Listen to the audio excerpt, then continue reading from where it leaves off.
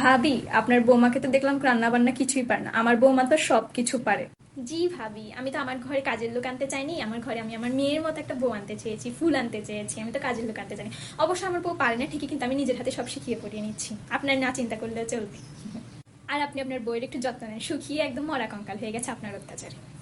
আমার বৌমার বাড়ি থেকে যৌতুক হিসেবে আমি খাট নিয়েছি, আলমারি নিয়েছি, আর কিছু গহনা নিয়েছি। আপনার বৌমার থেকে কি নিয়েছেন? कौन है ये लोग? कहां से आते हैं ये? জি ভাবি, আমি তো আর আপনার মতো জাত ফকিনি না যে এখন বউয়ের বাপের বাড়ি থেকে যৌতুক নিব। আমি যে ওদের হীরাকে নিয়ে চলে এসেছি, এর থেকে দামি আর কিছুই হতে পারে না। ওনার মেয়েই আমার কাছে অনেক দামি কিছু।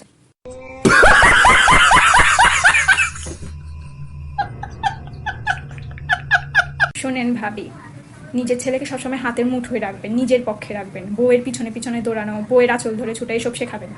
বইয়ের পিছনে পিছনে ছুটবে না তো কি পরনারীর পিছনে পিছনে ছুটবে? বইয়ের পিছনে ছুটার জন্যই তো বিয়েটা করাইছি না, আর এখন তো বয়স পিছনে পিছনে ছোটা।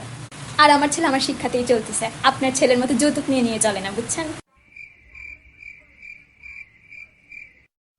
আর শোনেন ভাবি, নিজের বইয়ের একটু যত্ন নেন। এই যে যৌতুক মতুক নিছেন, ওদের কলিজার মেয়েটাকে যে নিয়ে আসছেন, এত দামি একটা জিনিস নিয়ে আসার পরেও আপনি আবার যৌতুক নেন, আপনার লজ্জা হওয়া উচিত। আচ্ছা ভাবি, আসি, অন্য একদিন কথা হবে। আপনার মনে হয় মুড ভালো নেই। জি, আসতে পারেন। আপনার চেষ্টা সফল হয়নি, আপনি অনেক বিষ ঢালার চেষ্টা করেছেন কিন্তু পারেননি। ধন্যবাদ। Hey, Biggie Bong. Dale, dale, dale, dale, dale, dale, dale.